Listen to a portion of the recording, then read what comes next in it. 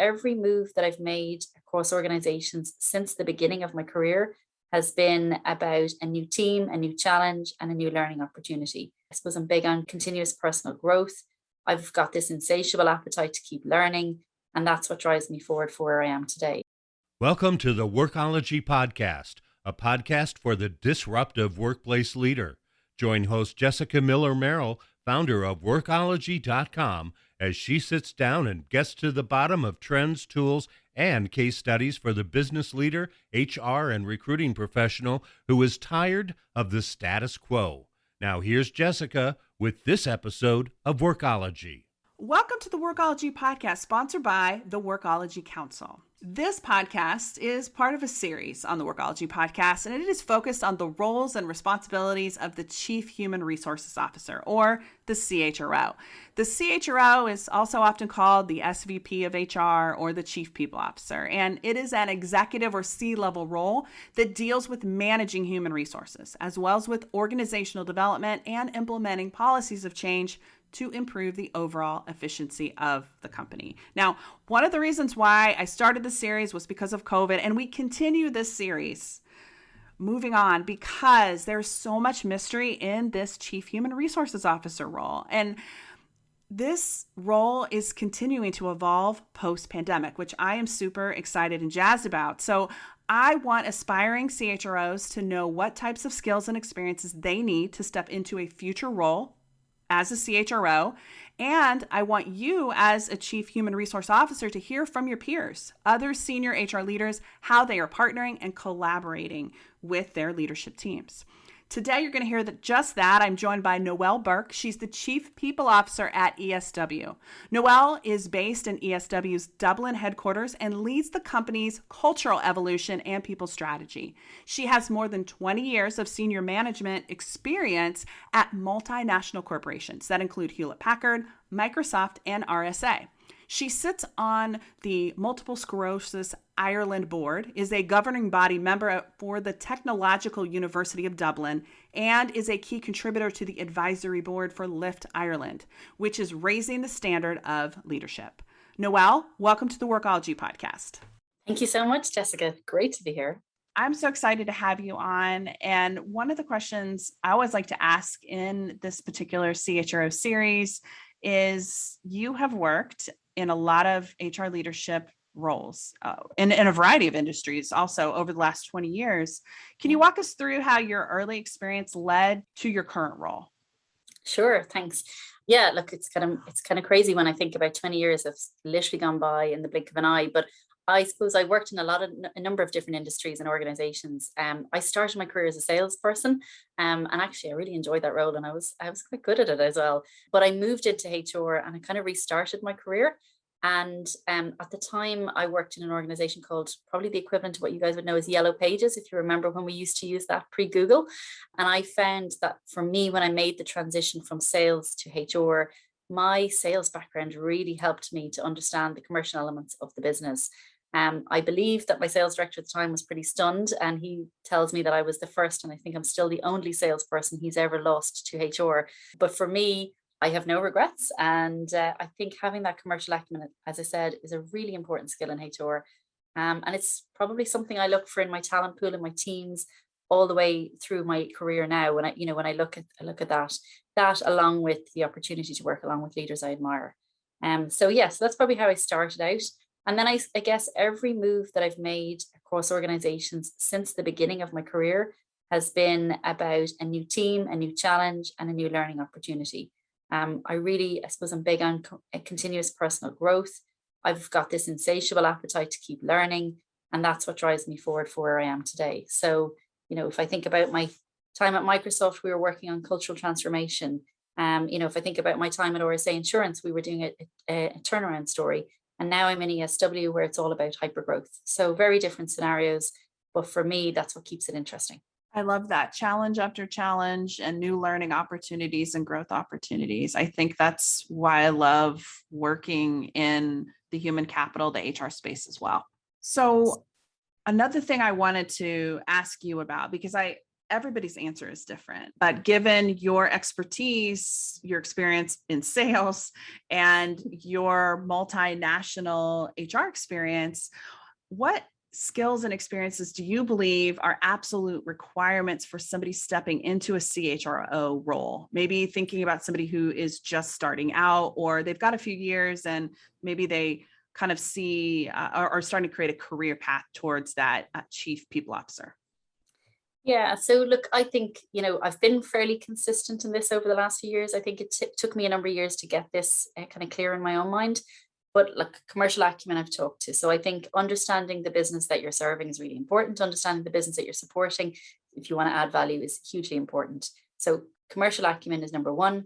Customer focus is number two, for definite. Looking for ways to make, as I said, add value contributions to your customers.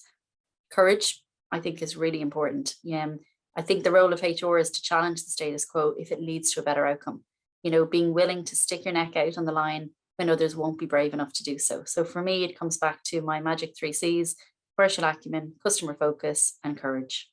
I like that. And I do think that we have to be really courageous to be in HR, because number one, so many people are unfamiliar with what we do as strategic HR leaders. But it also, sometimes, even if you have that business acumen, it can be a challenge to make change or bring forth new initiatives at an organization. Absolutely. Yeah, totally agree. I wanted to talk about your company team size, because I always think it's interesting. So first, let's talk about how big ESW is, how many employees, and then about your team. What is the organizational structure? Who does HR report to? So we're about 670 people right now, and that's obviously made up of kind of our full-time equivalents and our contractors. We're based in multi-locations, so across Ireland, where our HQ is, the US, EMEA, Northern Ireland, and Singapore. Over the last 18 months, we've doubled in size, and we have ambitions to grow to 1,000 plus people in the near future. And then in the HR team, we are a growing population of 16 plus this stage. And sitting alongside other functions like finance, IT, and reporting directly into the CEO. That's kind of our structure right now. Do you have payroll responsibility, and does learning and development fall under your umbrella too? Yes, it does. Yeah. So payroll has recently moved across from finance, L&D, and then we're looking after real estate as well. So a number of kind of additional pieces that I think, all feed into that cultural experience that an employee has from the time they join to the time, that they're ready to retire or leave the organization.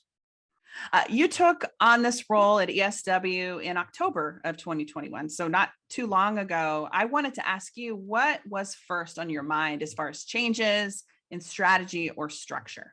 So coming into the role, I suppose for me, what was really important, and I can't believe it's already 6 months now, first priority for me was to spend time on my own team, working on their energy levels and just taking a pause and a reflect around some HR care first off. In order for us to go out and support the business on the next phase that we needed, I needed to know that the team were in good shape themselves. So, honestly, I think HR teams all over the globe have taken on a lot throughout the pandemic, and they've weathered a lot post-pandemic as well. Supporting leaders, supporting employees. And I think for me, certainly when I joined this team, I wanted to meet people where they were at. I didn't want to come in and just start making changes. I felt it was really important to take that time to pause, get to know the team, understand what brought them joy, and then figure out then, once I had them doing roles that they loved, how we could then move forward collectively to deliver all that we need to do in the business. And in the past, I've been guilty of not doing that. So that was really important for me, certainly in my last 2 organizations, to do that. And it has worked really well for me. I think the second priority was listening to our people. And again, probably an extension of what I did with the HR team, then going out broader to the organization. And I think I had, maybe about 130 plus one-to-ones, just trying to get inputs at all levels in the organization. So understanding, what mattered to people, what was, in a hyper growth organization, what does that feel like? What are the things that, they wanted me to take on board and wanted us to consider as we built out our new people strategy. So yeah, I think there was a lot happening with not much time to think, but it was really important to try and maintain that pause in the organization and get the inputs before, kind of powering ahead with what we want to do. And so I suppose post all of that, we are, as a team now, we're focused on three key things. Number one, we're focused on making sure we have the basics right. We've just gone through hyper growth, but now we've got to make sure we've got some of those basics in place. That's critical if we're going to scale. Number two, building out the skills and capabilities for the organization. So our organization's changing. We're at a different phase now. We need different skills and different capabilities. So really taking time to make sure that we're fit for the future. And then I suppose probably three then is really working on the evolution of the culture. So again, different phase and really needing to take stock of what we're doing well and what we need to change and how those behaviors and the mindset of the organization are important to our future culture. So that will allow us, I think, deliver on that, very ambitious business strategy, but it is important to take time to work on that. So they're kind of my three things. I work in threes. Have you noticed? Threes are always a good number. It's easy to absorb, and it's just those odd numbers. Things don't get lost if it was like 4 or 6. Absolutely. I think for me, I can remember 3. Yeah.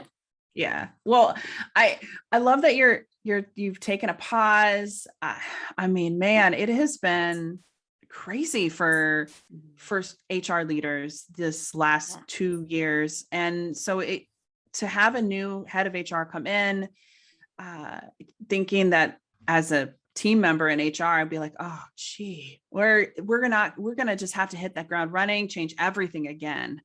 But your approach to me sounds really smart, and it's allowing you to get insights and feedback from your team, which is going to lead to better, hopefully, programs and those systems and processes that you're talking about. And maybe they won't leave.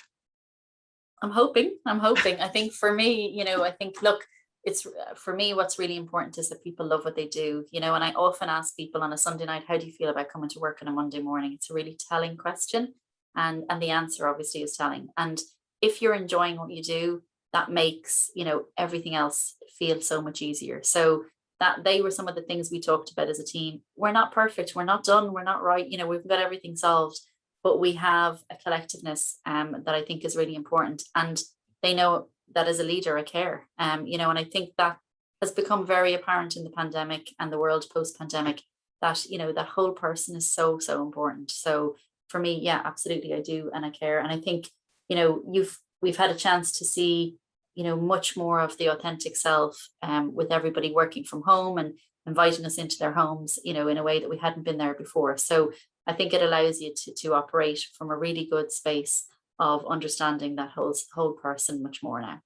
So important. And I think that employees can appreciate that a lot more, because what they see on the news are the stories of the leaders that don't care and don't take that time to build those relationships with their team.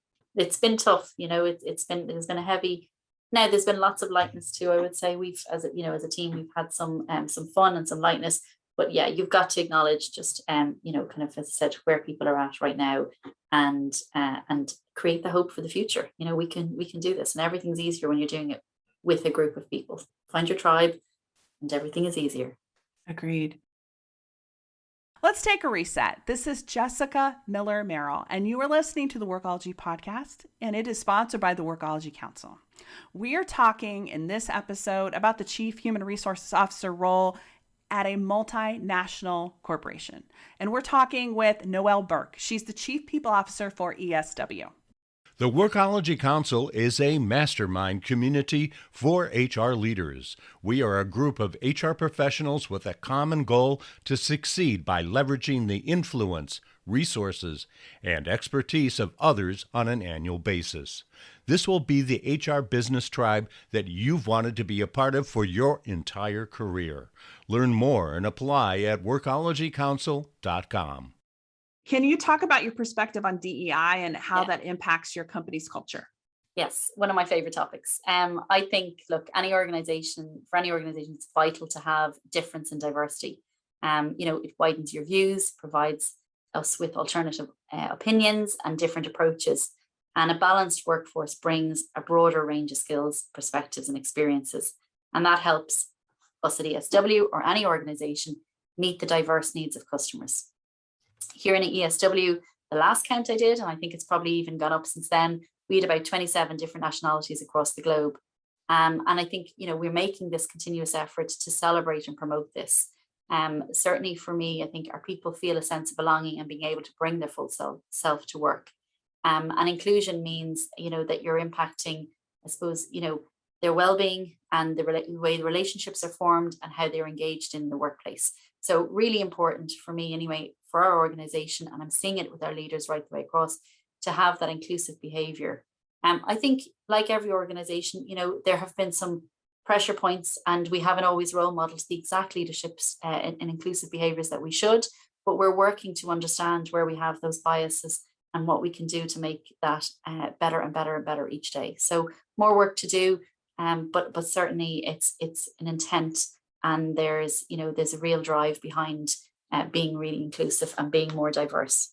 I love that. And I was having a conversation with a friend of mine actually yesterday, and she's going to be on the podcast here soon. And we were talking about measuring diversity and things like culture. And so her perspective is really interesting. And so I wanted to ask you, how are you measuring a positive culture or like positive diversity, equity, inclusion programs within an organization? What does the moving the needle look like in terms of measurement?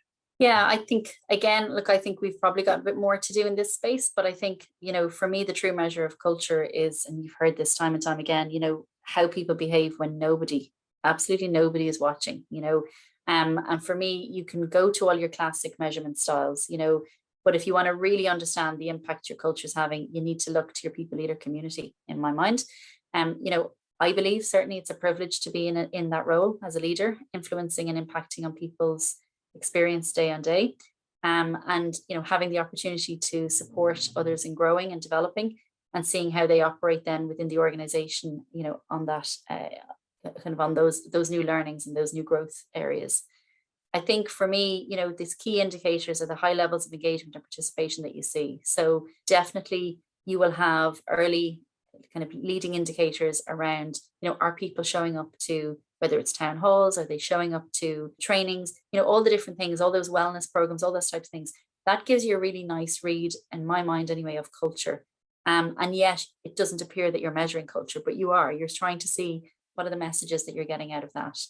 And I think certainly for me, if you also want to see the impact your culture is having on how much people care, you'll know then, are they willing to go that extra mile, and I think certainly, as I said, I'm trying to be humble around, we've done so much so fast that there is definite learnings for us. We've made mistakes, but we want to learn from them. And some of the conversations I had with people, when I talked about that 130 odd people that I've spoken to, they shared with me some of the things we got right, and they shared with me some of the mistakes that we've got to learn from, because, those growing pains continue to be painful if we don't fix them. So I think for me, as I said, back to the leaders, do the leaders enjoy their role? Are they really doing a role that allows them to help people to grow and learn and flourish in the roles they're in? If not, they probably shouldn't be in a leadership role, and I think certainly a company that grows up fast can have, some of those leaders move into positions very fast without them really thinking it through and understanding whether they want to be there or not.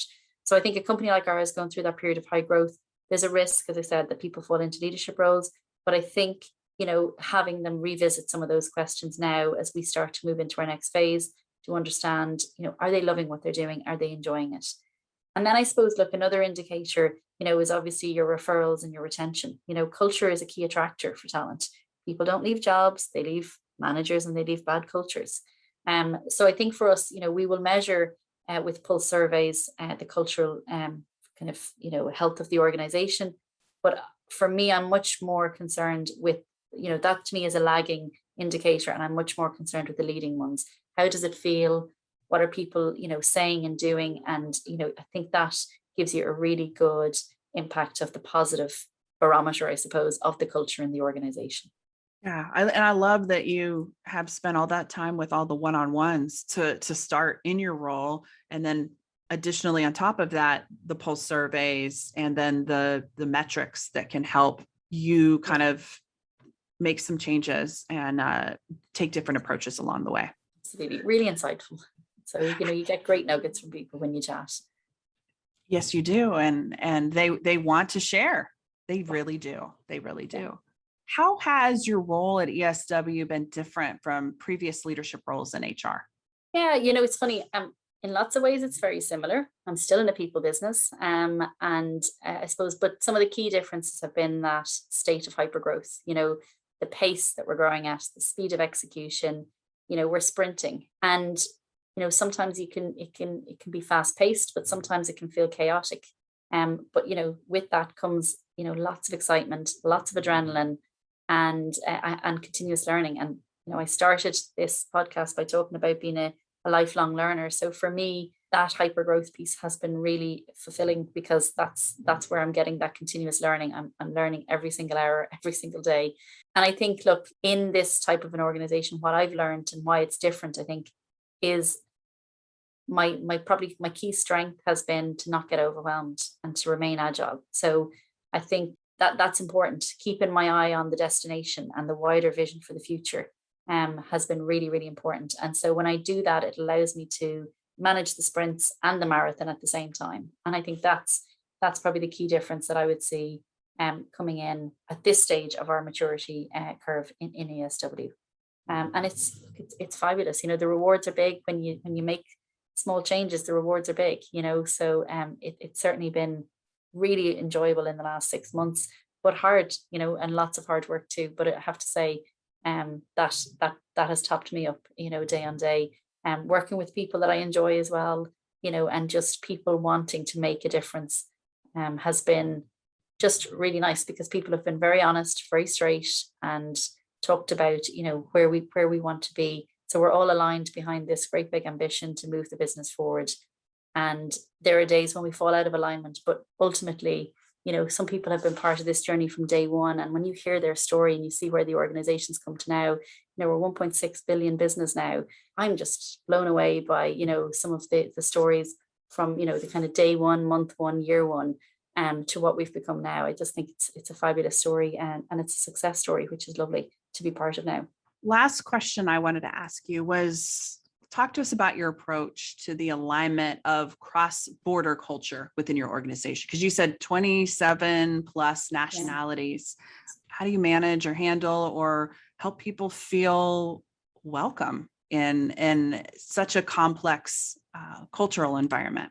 You know what? I think in the ideal world, you'd have one team culture globally, but I think the reality is that, you have subcultures happening no matter where they are. Subcultures in countries, subcultures in functions, subcultures in, styles and approaches. And I think what we're trying to do is recognize those subcultures that allow you to allow them to exist and allow for local differences. But at the same time, as I said, harness and combine people around a long-term vision that we have, so that there's something that we're aspiring to be in the future, and that allows us to get behind that.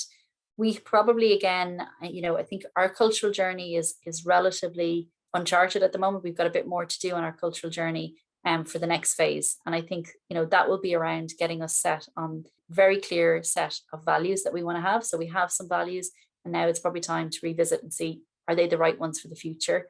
In one way, I think the world that we've been in, which has been hybrid, has allowed a very level playing field. So if I think about speaking to some of the employees who are at different locations, when they're not in HQ, they used to in the past maybe feel like they were missing out on something. But now, having this hybrid world, and certainly, working in the way we have, has leveled the playing field a lot. And so it's also allowed teams to travel much more. So you travel daily to different countries and different locations, where in the past, that wouldn't have been possible. You can do that now online. So I think certainly, if I think about our cross-border culture, I think has been definitely a very positive thing what's happened in terms of just how the world post-pandemic has changed. And I think for us, I think we've got more work to do to really ensure that we're focusing on, trust, respect, and really good practices in terms of, how we're going to build that out for the future, because we're getting bigger, we're getting broader. And I think it's really important to use technology as an enabler, but also to make sure that we manage the right behaviors, leading with those right mindsets and approaches in everything we do in this space as we go forward. You're right. The environment for everyone is the same. They have been at home, remote, looking through the same webcam to the same screen. Honestly, I feel like this is an important topic, also because increasingly, I'm getting feedback from our community that they are going into new countries and new areas because of the remote world, and they're not sure how to handle these challenges. Noelle, thank you so much for taking the time to chat with us. Where can people go to learn more about you, maybe apply to work on the ESW HR team? Where can they go to do all those things? Thanks. So I'd love to hear from people. So I'm on LinkedIn, as are my team. And equally, we have an ESW.com careers webpage. And if you click on ESW.com company careers, you will be brought straight to the careers page. We have a ton of roles open right now. I think it was about 87 roles open and counting. So would love to see applications come through, but equally happy to have any conversations with anybody around the cultural fit. So please reach out and I will make sure that myself or one of the team connects with you to have that conversation. Awesome. Thank you again, Noelle. It's been a pleasure. Thanks so much. It's really interesting to delve into how a role like the CHRO, whose experience connects them to strategy and operations of the overall business. It's also interesting to see with this interview with Noelle, how that has expanded outside of the umbrella of traditional HR. The CHRO doesn't just lead HR within the company. The company depends on this leadership role to set standards and benchmarks for everything from company culture to employee engagement and connection. And that is growing in importance. Noelle says, and I agree, that small changes can make a big impact. This kind of seems opposite of what we see in the media. I feel like there's always some story of a comeback kid where they made this drastic change. I, however, like Noelle, am advocating small changes to help elevate an organization. It doesn't have to be a crazy long-winded or complex new program launch to be effective. And I appreciate for Noelle taking the time to share her experience with us today. And I want to thank you for tuning in to the Workology podcast, sponsored by the Workology Council. This podcast you're listening to is for the disruptive workplace leader who's tired of the status quo. Things are different, and we're talking about it. This is Jessica Miller-Merrill. Until next time, visit workology.com to listen to all our previous podcast episodes.